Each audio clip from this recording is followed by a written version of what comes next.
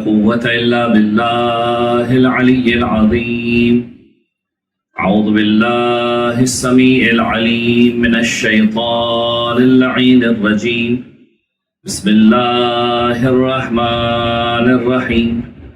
الحمد لله رب العالمين، ثم الصلاة والسلام التحية والإكرام على أشرف الأنبياء والمرسلين خاتم النبيين سيدنا ونبينا ومولانا بالقاسم محمد. اللهم صل على محمد وآل محمد وأهل بيته الطيبين الطاهرين المعصومين المظلومين، ولعنة الدائمة على أعدائهم ومنكر فضائلهم وغاصب حقوقهم من يوم ظلمهم إلى يوم الدين. أما بعد فقد قال الله الحكيم في كتابه الكريم. بسم الله الرحمن الرحيم. ادعوني استجب لكم. عزیزان کرام قدر، قرآن مجید کی انتہائی مشہور و معروف آیہ مبارکہ کے جو دعا کے اعتبار سے موجود ہے، اس کا ایک ٹکڑا آپ کے سامنے پیش کیا گیا. ارشاد رب العزت ہو رہا ہے کہ تم مجھ سے مانگو، میں تمہیں عطا کرنے والا ہوں. اور یقیناً انسان جب خدا کی بارگاہ میں دست دعا کو بلند کرتا ہے تو پروردگار عالم سے کبھی بھی خالی ہاتھ نہیں لوٹاتا. یہ گفتگو کا سلسلہ اسی دعا کے ایک سلسلے کی مناسبت سے ہے، اور صحیفہ سجادیہ کے اعتبار سے گفتگو آپ کے سامنے انشاءاللہ کچھ حصوں میں پیش کی جائے گی، اور کچھ عنوانات کہ جو صحیفہ سجادیہ کے اندر بڑے اہم ترین عنوانات ہیں دعا کے اعتبار سے، مطالب کے اعتبار سے، مفاہیم کے اعتبار سے، انشاءاللہ کچھ باتیں آپ کے سامنے پیش کی جائیں گی. سب سے پہلے تو ذہن میں رہے کہ صحیفہ سجادیہ یہ کون سی دعاؤں کی کتاب ہے. یہ وہ دعائیں کہ جو سید سجاد ہمارے اور آپ کے چوتھے امام زین العابدین علیہ الصلوۃ والسلام کی وہ دعائیں کہ جو امام علیہ السلام نے تعلیم دی، ان کے ذریعے ہم تک پہنچی. اور یہ سلسلہ جو ہم تک پہنچا، اس میں بھی در حقیقت تاریخ کے اعتبار سے جو کتاب میں علماء نے تذکرہ کیا کہ امام نے اپنے دونوں فرزندوں کو،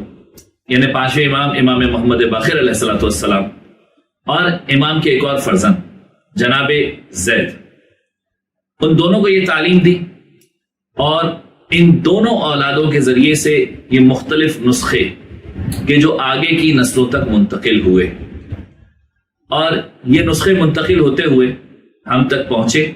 اور آج وہ دعائیں جو چوتھے امام کی ہیں وہ صحیفہ سجادیہ کے نام سے ہمارے سامنے مشہور ہیں. یہ دعاؤں کا سلسلہ اتنا خاص ہے کہ ان دعاؤں کے مطالب، ان دعاؤں کے مفاہیم کو پڑھ کے ہر کوئی یہ کہنے پر تو ضرور راضی ہے کہ یہ دعائیں کسی عام انسان کا کلام نہیں ہے،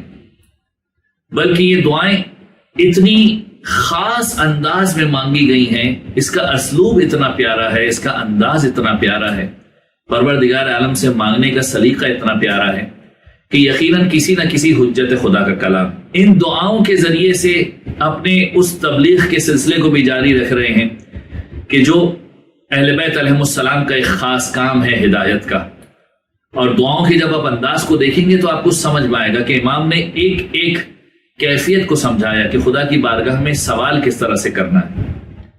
اس کتاب کا مقام اتنا بلند، یعنی چوتھے امام کی دعا، اس کا مقام اتنا زیادہ بلند ہے کہ 6 صدی ہجری کے اندر، 6 سینچری کے اندر، اس دعا کے سلسلے کو 6 صدی کے اندر زبور آل محمد کے نام سے یاد کیا جانے لگا، انجیل اہل بیت کے نام سے یاد کیا جانے لگا. اب ذرا ذہن میں رکھیے کہ زبور آل محمد، زبور ایک آسمانی کتاب ہے. اگر کسی کلام کو اس کتاب سے شباہت دی جا رہی ہے تو کتنا اہم ترین کلام ہوگا اور کتنی امپورٹنٹ ترین باتیں اس کے اندر موجود ہوں گی. انجیل اہل بیت کہا جا رہا ہے تو کتنا اہم ترین کلام ہوگا. تو یہ صحیفہ سجادیہ کی خاصیت ہے کہ اتنا بلند مقام. اور مطالب پر اگر غور کیا جائے تو بڑے بڑے بزرگ علماء، ابن جوزی اس کتاب کے بارے میں لکھتا ہے کہ یہ جو چوتھے امام کا دعا کو تحریر کرنے کا انداز ہے، دعا کو جو مانگنے کا انداز ہے، اور یہ جو خدا کا خدا سے دعا کے لیے جو کلام کا سلسلہ ہے، اس سلسلے کے اندر چوتھے امام ہر کسی کے اوپر حق استادی رکھتے ہیں، یعنی استاد جیسا حق رکھتے ہیں، کیونکہ امام علیہ السلام نے لوگوں کو سکھایا کہ کس انداز میں مانگنا چاہیے،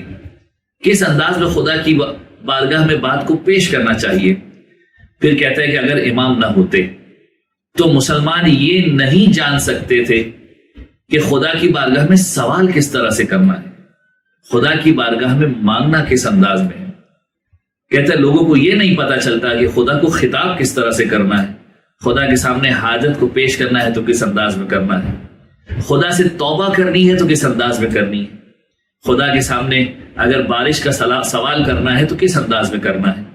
اور خدا کے سامنے اگر دشمن کے خطرے سے محفوظ رہنے کا سوال کرنا ہے تو کس انداز میں کرنا ہے۔ کہتا ہے لوگوں کو یہ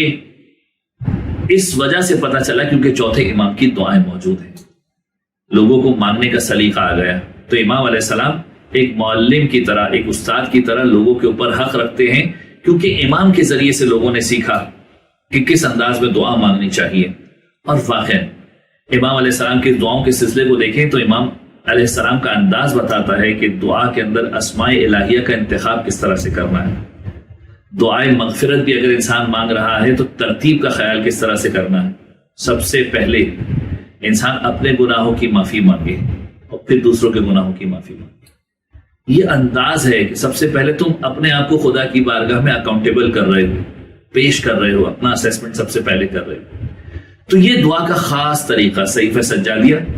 کے اندر دعاؤں کے جو سلسلے ہیں، یہ اہل بیت علیہم السلام کے اوپر جو درود کا سلسلہ ہے، انشاءاللہ